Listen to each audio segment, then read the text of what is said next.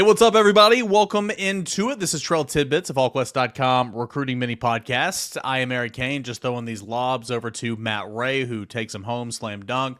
And we're going to talk about some latest in 2025s, 26s. Tennessee just got a commit. What's coming up this weekend for Tennessee and Georgia. So, obviously, Matt, last weekend, Tennessee did not host any visitors due to you got to penalize yourself one SEC game from the Jeremy Pruitt punishments. So that was this past week in Mississippi State. So not catching up with recruits leaving town or anything like that. But before the weekend started, Tennessee did get a commit, as I mentioned, for the class of 2026. Feels like we're always talking linebackers right now. Yeah. Why did Braylon Outlaw decide to go ahead and make Tennessee his home? Yeah, I think he camped here back in the summer and had a really good experience with Tennessee then. They offered around that time, and communication's just been really good between Tennessee, William Inge, and Braylon Outlaw. He continued to like what he saw in that piece. It was really important to him. And then he made his way to town for the Alabama game, and it was one of those games that, kind of the further it got away for him, that feeling didn't go away, right? I mean, we talk about a lot of times once you're in town for a visit or if you take a game day in, a lot of times by Wednesday, Thursday, that feeling starts to fade a little bit. Obviously, it's still a good experience for him. That, high remained, and he felt like he wanted to be at Tennessee.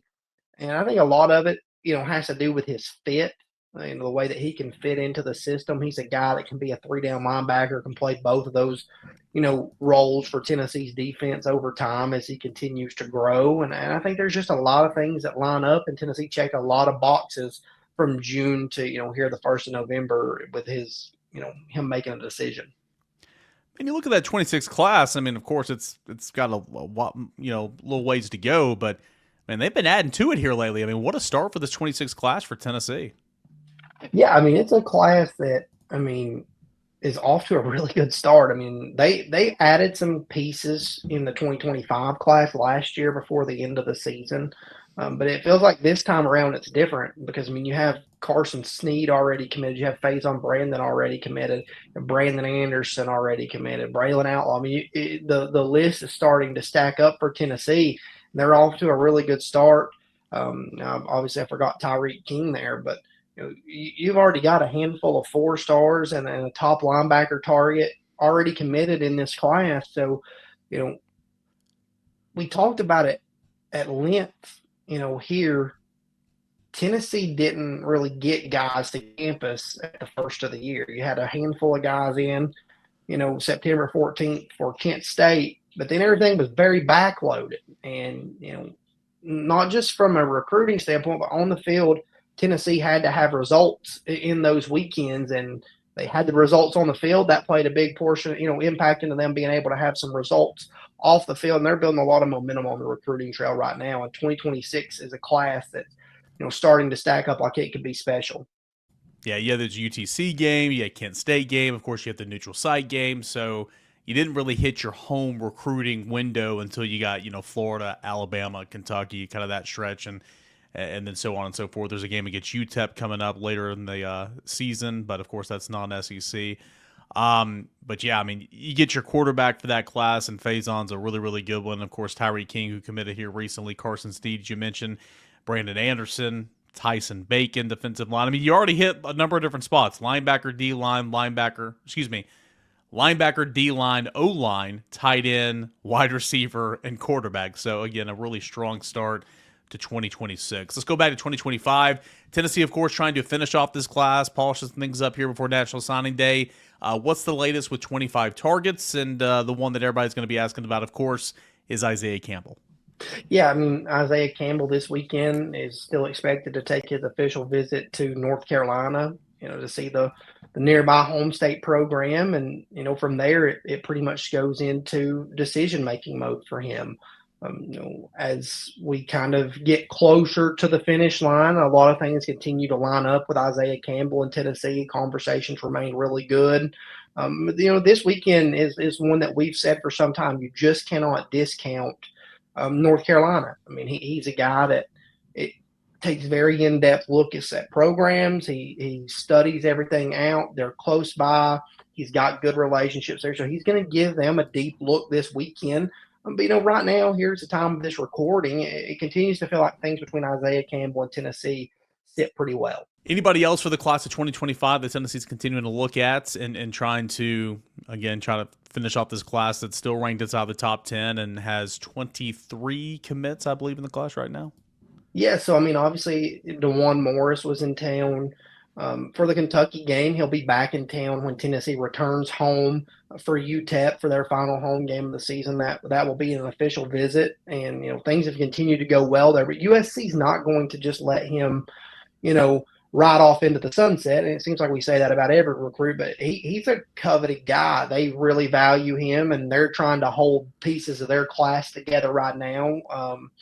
Different guys. Obviously, they're fighting hard for Julian Lewis and then having to fight Tennessee pretty hard for Dewan Morris. They were out to see him this past week during the evaluation period for his first round playoff game. So they're trying to reiterate to him that he is a priority. But Tennessee continues to make strides in this recruitment, and they'll have another chance when he's in town the weekend of November 23rd for his official visit.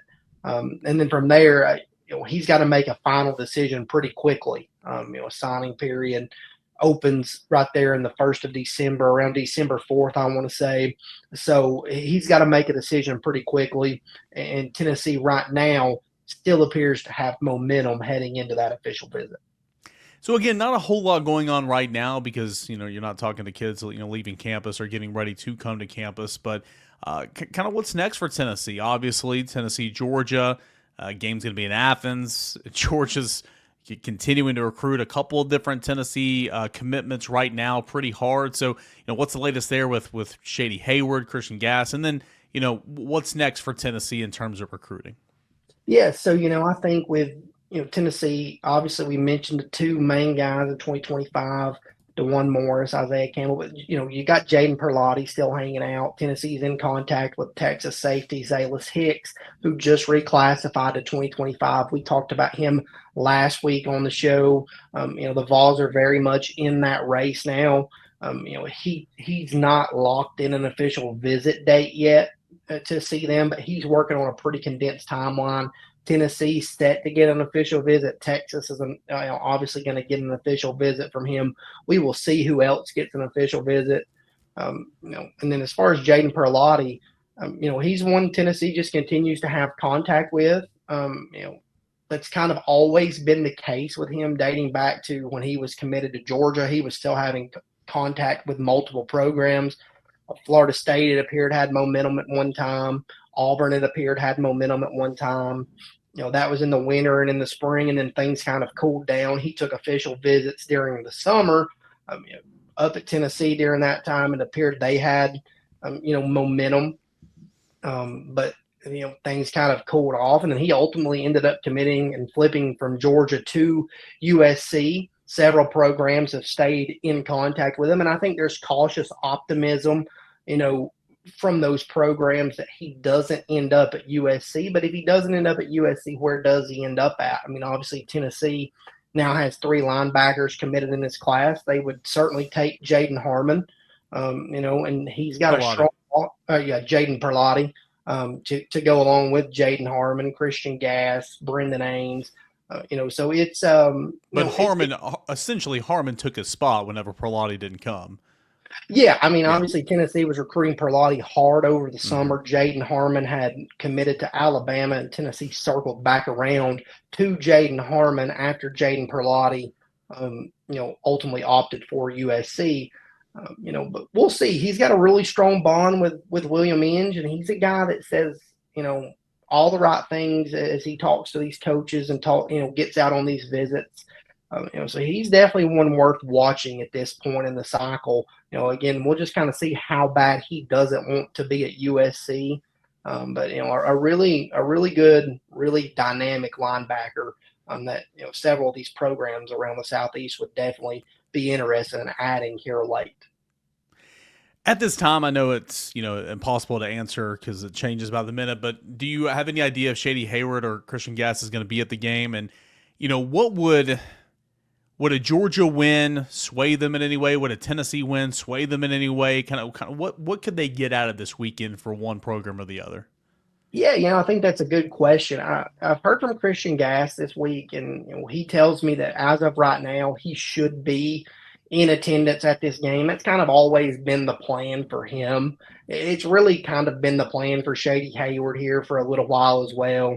Um, both of those guys have continued to look at Georgia, look at Tennessee. That's really where the decisions came down to for them, back in the summer.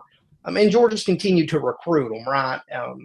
So, we'll see if they both make it in. I think there's probably a good chance that they do. But as far as how much does a win, if it goes in Georgia's favor, sway them, I'm not going to say it sways them any more, than it would a win going in Tennessee's favor. I think they're both just studying the game, studying the position, studying the programs, and kind of trying to finalize some details here. But I just don't think if Georgia beats Tennessee, then you can just automatically say, oh, pencil Christian Gass and Shady Hayward into that class. I think, ultimately at the end of the day, Tennessee's done a really good job with both of those guys. They've recruited them the right way. They've recruited them hard. They've survived some pushes, from Georgia, obviously other schools at different times. You have to continue recruiting them the way that they have, continue recruiting the family the way that you have. It's definitely a certain comfort level for both of those guys in Knoxville. And Tennessee will try to get them back for the UTEP game, most likely. Is that possible? We'll see. I think Gass's team and Shady's team are going to make deep playoff runs. So that's going to make it a little bit harder to get them into town for an afternoon kickoff later in the month. But we'll see. I think overall Tennessee has just continued to do a nice job with both of those guys. You can't discount Georgia. You can't discount the home state program, but they've both seen tremendous atmospheres from Tennessee, throughout the year, both in town for Georgia or for Florida and Alabama games. So at the end of the day, if you're Tennessee, you've got to rely on your relationships and just continue to recruit them the way that you have. And I don't think this weekend is going to be a deal breaker either way it goes for either one of those guys. But obviously, it's a big visit. I mean, you're not going to discount Georgia until this thing's done, and they're going to recruit both of these guys until the finish line. Obviously, everything you need to know about where Tennessee stands with certain prospects, where Tennessee stands entering the next phase of the recruiting calendar, all that and more, Volquest.com. And, of course, with our buddy Matt Ray and Austin Price. No better time to join us over at Volquest.com than right now, $1 for 7 days and 50% off your first year if you're listening to us. Thank you. That's awesome. If you're not a member of Volquest.com, though, you're truly missing out. Tons of recruiting nuggets that are sprinkled in there throughout the week from Matt and Austin and so much more. So, go ahead and take advantage of that deal today and join us over at Volquest.com. We ended the Volquest podcast yesterday talking a little bit of Yellowstone. So in honor of that, and you weren't there and Austin made fun of you. So in honor of that, what show are you watching right now? And kind of what's taking up your time at night right now? Well, we're rewatching Yellowstone. Okay. So we'll be called back. We'll be caught back up by the weekend. Watch the first episode of the new season, and then we just finished Criminal Minds, 15 seasons there. So that was a lengthy watch. So once this kind of wraps up with, really with Yellowstone, once that's over, now that Criminal Minds over, we'll have to find a new show to watch, because we're not going to watch we're not just going to watch regular TV in between one episode here and there. We will find a new show, and we're not sure what that will be yet. Isn't that the worst? Like whenever you finish a show, you're binge watching, and it's like, well, now what do I do? Yeah, it's absolutely the worst. I mean, just Criminal Minds was a given for months, it felt like. That's all we were going to watch, and you finished 15 seasons. It's tough for me. Like, my wife always wants to watch TV with me, but like shows with me, but like she goes to bed at like 9 o'clock, and I'm up for like 2 or 3 more hours. So she gets mad whenever I watch something without her. We're rewatching Lost right now. Okay. Strong show. If you go back and watch it a couple years later, I really haven't strong. watched it, so that might be something we have to give a try. It's good, and of course, we need to go back and watch the last season of Yellowstone too, because new seasons are out. So you get recruiting talk and a little bit of entertainment talk here on Trail Tidbits with Matt Ray. Appreciate you guys as always for joining us. We'll be back on Wednesday right here, Volquest.com, Volquest on the YouTube channel. This is Trail Tidbits.